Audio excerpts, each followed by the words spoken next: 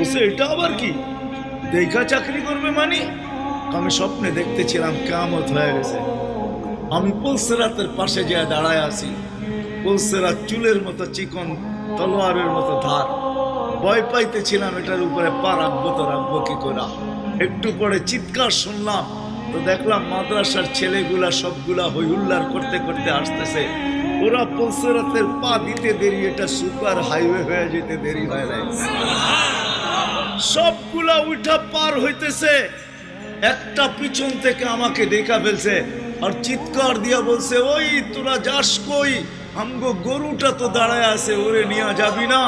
বলে সবগুলা পিছে ফিরে আসছে আর আমাকে উঠায়া কেউ হাতে কেউ পায়ে ধরা সব কাঁধে করে নিয়ে পার করা দিছে।